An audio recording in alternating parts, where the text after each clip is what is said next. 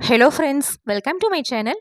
இன்னைக்கு நம்ம வீடியோவில் இட்லி, தோசை, சப்பாத்தி, பூரி, பிரிஞ்சி ரைஸ் கூடலாம் சாப்பிட்றதுக்கு ஒரு அருமையான சைடிஷ் ரெசிபி செய்கிறது எப்படின்னு பார்க்கலாங்க. கொத்தமல்லி வச்சு இந்த மாதிரி ஒரு சைடு செஞ்சு கொடுத்து பாருங்கள். டேஸ்ட் அட்டகாசமாக இருக்கும். நம்ம எப்பயும் சாப்பிட்ற கிரேவிலேருந்து ரொம்ப வித்தியாசமாக இருக்கும். வாங்க எப்படி பண்ணுறதுன்னு பார்க்கலாம். ஸ்டவ்வில் ஒரு பேன் வச்சுருக்கீங்க. பேன் நல்லா சூடானதுக்கப்புறமா அதில் ஒரு டேபிள் ஸ்பூன் அளவுக்கு எண்ணெய் சேர்த்துக்கலாம். எண்ணெய் நல்லா சூடானதையும் அதில் மீடியம் சைஸ் பட்டை துண்டு 2 துண்டு சேர்த்துக்கலாங்க. கூடவே 3 கிராம்பு, 1 டீஸ்பூன் அளவுக்கு சோம்பு, 1/2 டீஸ்பூன் மிளகு, 1 டீஸ்பூன் சீரகம், கூட 2 ஏலக்காய் இது எல்லாத்தையும் சேர்த்துக்கலாங்க. இது எல்லாத்தையும் சேர்த்துட்டு நல்ல வறுபட்ட மணம் வர அளவுக்கு வறுத்து எடுத்துக்கோங்க.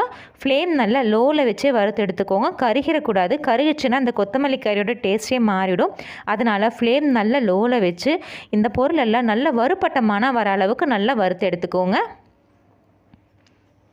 இப்போ நல்ல வறுபட்ட மணம் வர ஆரம்பிச்சிருச்சுங்க. அடுத்ததாக இது கூட 2 மீடியம் சைஸ் பெரிய வெங்காயம் கட் பண்ணி வச்சுருக்கேன். அதை சேர்த்துக்கலாம். இந்த வெங்காயத்தை சேர்த்து நல்லா வதக்கி எடுத்துக்கலாங்க. இந்த வெங்காயம் நல்லா வதங்கி பொன்னிறமாக வரணும். அந்த அளவுக்கு வதக்கி எடுத்துக்கணும். இப்போ வெங்காயம் வதங்கிட்டு இருக்கும்போதே இது கூட ஒரு 4 பல்லு பூண்டு சேர்த்துக்கலாங்க. அது கூடவே ஒரு சின்ன துண்டு இஞ்சியும் சேர்த்துருக்கேன். சேர்த்துட்டு நல்லா வதக்கி எடுத்துக்கலாம். பாருங்கள், வெங்காயம் இந்த மாதிரி நல்லா பொன்னிறமாக வதங்கி வந்துடணும். இந்த மாதிரி வதங்கினதுக்கப்புறமா இது கூட ஒரு மீடியம் சைஸ் நாட்டு தக்காளி கட் பண்ணி வச்சுருக்கீங்க. அதை சேர்த்துக்கிறேன். அதையும் சேர்த்து நல்லா கலந்து எடுத்துக்கலாம்.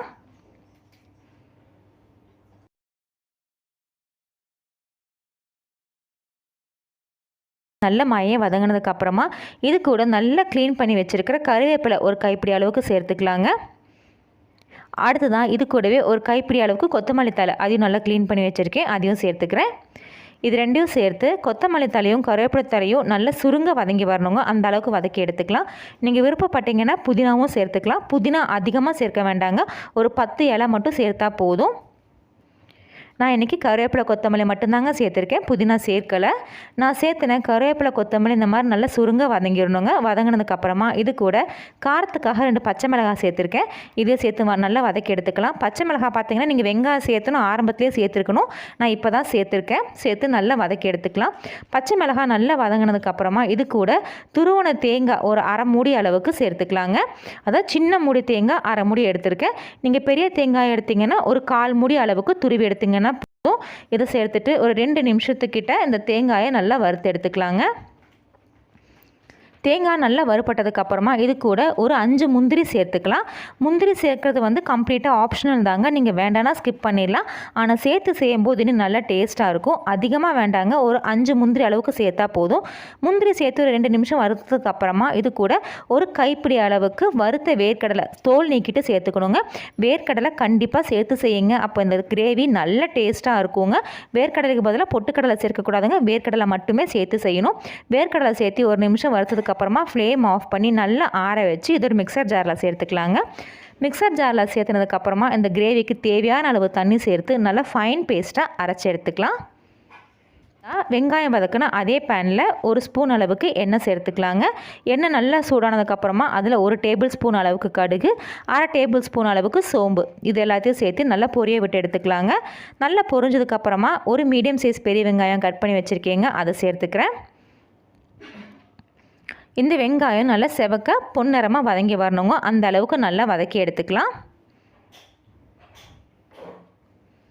பாருங்கள், வெங்காயம் நம்ம நல்லா பொன்னிறமாக வதங்கினதுக்கப்புறமா இது கூட மசாலாலாம் சேர்த்துக்கலாங்க. 1 டேபிள் ஸ்பூன் அளவுக்கு மல்லித்தூள், 1/2 டேபிள் ஸ்பூன் அளவுக்கு மிளகாய்த்தூள், 1/4 டேபிள் ஸ்பூன் அளவுக்கு கரம் மசாலா இது எல்லாத்தையும் சேர்த்துட்டு இந்த வெங்காயத்தோட ஒரு 2 நிமிஷம் லோ ஃப்ளேமில் வச்சு வதக்கி எடுத்துக்கோங்க. நம்ம சேர்த்துனா மசாலாவோட பச்சை வாசனைலாம் போயிடணும். அந்த அளவுக்கு ஒரு 2 நிமிஷத்துக்கிட்ட நல்லா வதக்கி எடுத்துருக்கீங்க. மசாலாவோட பச்சை வாசனை போனதுக்கப்புறமா நம்ம அரைச்சி வச்சுருந்த கருவேப்பிலை கொத்தமல்லி விழுதை அந்த மசாலா கூட சேர்த்துக்கலாம். சேர்த்துட்டு மிக்சர் ஜாரில் 1 டம்ளர் அளவுக்கு தண்ணி விட்டு அதையும் இந்த பேனில் சேர்த்துக்கலாங்க. சேர்த்துட்டு இந்த கிரேவிக்கு தேவையான அளவு உப்பு சேர்த்துக்கலாம். உப்பு சேர்த்து நல்லா கலந்து விட்டுட்டு கன்சிஸ்டன்சி செக் பண்ணிக்கலாங்க. நமக்கு கன்சிஸ்டன்சி போதுமானது இருந்துச்சுன்னா ஓகே, பத்தலைனா கூட கொஞ்சம் தண்ணி சேர்த்துட்டு உப்பு காரம் எல்லாம் சரி பார்த்துக்கலாங்க. உப்பு காரம் எல்லாம் சரி பார்த்ததுக்கப்புறமா இதுக்கு ஒரு மூடி போட்டு ஃப்ளேம் நல்லா லோக்க மீடியம் நடுவில் வச்சு ஒரு 10 நிமிஷம் நல்லா கொதிக்க வச்சு எடுத்துக்கலாங்க. 10 நிமிஷம் கொதிக்கும் போது இடையில ஓப்பன் பண்ணி கிளறி விட்டுக்கோங்க. 10 நிமிஷம் கழித்து பாருங்கள், நமக்கு சூப்பரான கொத்தமல்லி கறி ரெடி ஆயிடுச்சு. ஆரம்பத்தில் எவ்வளோ தண்ணி சேர்த்துனதுக்கப்புறமும் பாருங்கள், நல்லா கொதிக்க கொதிக்க நம்ம வேர்க்கடலையும் முந்திரி பருப்பும் சேர்த்துருக்கறனால ஆட்டோமேட்டிக்காக நமக்கு இந்த திக்னஸ் கிடச்சிரும். இந்த கறி பார்த்திங்கன்னா இட்லி, தோசை, சப்பாத்தி, பூரி கூட சாப்பிட்றதுக்கு அருமையான காம்பினேஷனாக இருக்குங்க. இதுக்கு மேலே பொடியாக நறுக்குனா மல்லித்தலை தூவி இறக்கிடலாம். அவ்வளோதாங்க, சுவையான கொத்தமல்லி கறி ரெடி. ஃப்ரெண்ட்ஸ், நீங்களும் இந்த கொத்தமல்லி கறி ரெசிபியை ட்ரை பண்ணி பாருங்கள். ட்ரை பண்ணி பார்த்துட்டு உங்கள் கமெண்ட்ஸுகளை சொல்லுங்கள். உங்களுக்கு இந்த வீடியோ பிடிச்சிருந்துச்சுன்னா மறக்காமல் நம்ம சேனலுக்கு சப்ஸ்கிரைப் பண்ணுங்கள், லைக் பண்ணுங்கள், ஷேர் பண்ணுங்கள். தேங்க்யூ.